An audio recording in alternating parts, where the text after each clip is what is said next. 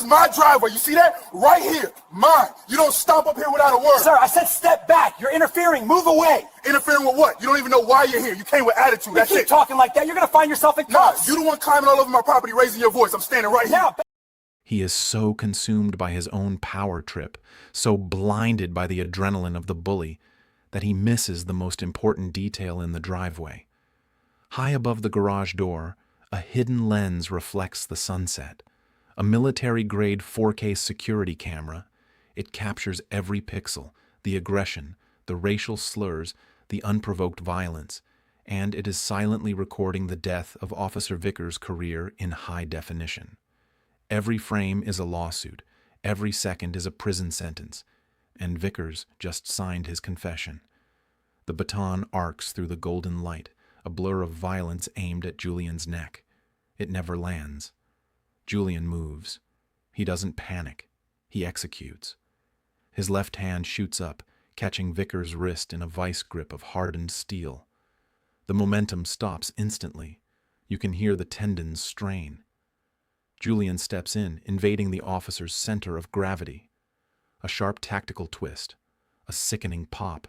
Vickers screams as his elbow hyperextends, the stun baton clattering uselessly across the driveway. Before Vickers can process the pain, the world flips upside down. Julian executes a perfect leg sweep. Gravity takes over. Vickers slams into the polished concrete, the air leaving his lungs in a wheezing gasp.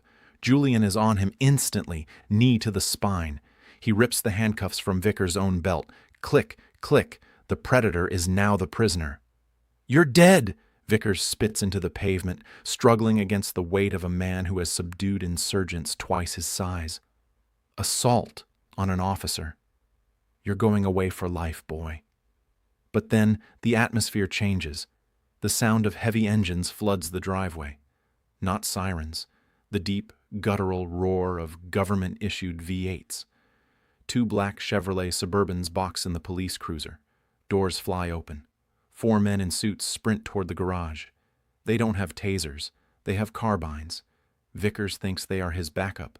"Over here!" he screams. "Shoot him! He's crazy!" The lead agent ignores the screaming officer on the ground. He holsters his weapon and rushes to the black man standing over him. Judge Thorne. Status? The words hang in the air like a guillotine blade. Judge. Thorne. Vickers stops struggling. The silence is deafening. Julian stands up. He doesn't look winded. He reaches into the open window of the Lamborghini and pulls out a leather wallet. He flicks it open. The golden badge of a federal magistrate catches the dying sun. It shines brighter than the headlights. "Status secure," Julian says, his voice calm, terrifyingly professional.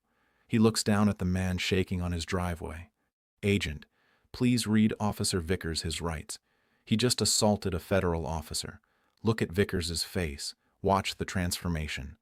The red flush of rage drains away instantly, leaving his skin the color of old ash. His pupils dilate.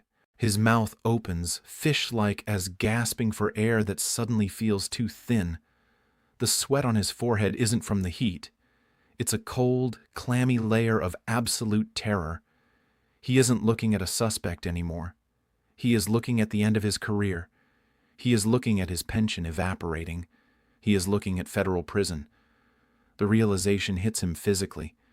He starts to shake, a violent, uncontrollable tremor of pure regret. The bully has vanished. Only a coward remains. Here's the question of the day. On a scale of 1 to 10, how satisfied are you seeing this bully completely crumble? Let me know in the comments below. The driveway of the Hidden Hills estate is no longer a quiet residential zone. It is a federal command post. The air vibrates with the heavy, chopping rhythm of a helicopter circling overhead. Down below, the scene is absolute chaos for the local police, as but surgical precision for the federal agents. 2 local patrol cars screech to a halt at the gate, lights blindingly bright. Uniformed officers spill out, hands on their holsters, ready to defend their brother in blue. They see Officer Vickers on the ground. They see a black man standing over him. Their training tells them to escalate. Their instincts tell them to shoot. But they don't get 3 steps past the property line. 4 Secret Service agents in tactical gear form a hard wall. They don't scream. They don't panic. They simply raise their hands, palms out, badges hanging from their necks on heavy chains. Federal operation, the lead agent barks. His voice cuts through the sirens like a razor. Stand down. Step back to your vehicles immediately. The local cops freeze. This isn't a jurisdiction dispute. This is the food chain. And they just realized they are at the bottom. On the ground, Officer Vickers is hyperventilating. The reality of his situation is crashing down on him with the weight of the concrete he's pinned against. He looks up, desperate for an ally. He assaulted me. I was doing my job. Check his record. Julian Thorne looks down at the man, writhing at his feet. He doesn't smile. He doesn't gloat. He simply adjusts the cuff of his charcoal joggers and looks at the lead Secret Service agent. Agent Miller, Julian says, his voice eerily calm. Secure the perimeter. I want the dashcam footage from his cruiser seized before it gets corrupted, and pull the cloud back up from my garage surveillance. Now. Already done, Judge, Miller replies. This is the moment the narrative shifts from a misunderstanding to a reckoning. And because Rick Bulldog Vickers isn't just a clumsy cop, he is a predator with a badge. As the agents hoist him to his feet, stripping him of his service weapon and his dignity, let's look at the man behind the uniform. This wasn't a mistake. This was a pattern. Vickers has a personnel file thick enough to choke a shredder. In 2021, he was investigated for excessive use of force during a traffic stop involving a teenage honor student.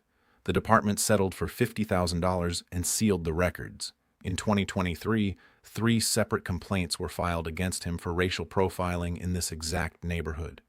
Internal Affairs dismissed them all as unfounded. He has spent 10 years hiding behind the blue wall of silence. He has used his badge as a shield to bully, intimidate, and hurt people who couldn't fight back. He thought Julian Thorne was just another statistic. He thought he could break a black man's arm and write a report claiming resistance. But today, the wall comes down. An unmarked sedan rolls up the driveway. The door opens, and the special agent in charge of the local FBI field office steps out. He walks past the local cops without even making eye contact. He walks straight to Vickers. Rick Vickers, the FBI agent announces, reading from a tablet. You are under arrest for deprivation of rights under color of law, assault on a federal magistrate, and false imprisonment. Vickers' face goes slack. Federal, he whispers. No, call the union rep, call my sergeant. Your sergeant can't help you here, Julian interjects. He steps into Vickers' line of sight. You aren't going to county jail, son. You're going to federal holding. No bail, no union protection, no immunity. The handcuffs click tighter. This time, they aren't the standard police issue. They are federal restraints. Vickers is shoved into the back of a black SUV, not a patrol car. He watches through the tinted glass as the suspect he tried to break shakes hands with the FBI director. The system he exploited for a decade has just turned its guns on him. The hunter has become the hunted. And the hunt is over. The federal courthouse is silent. It is the heavy, suffocating silence of a room waiting for a life to end. Officer Rick Vickers stands at the defense table.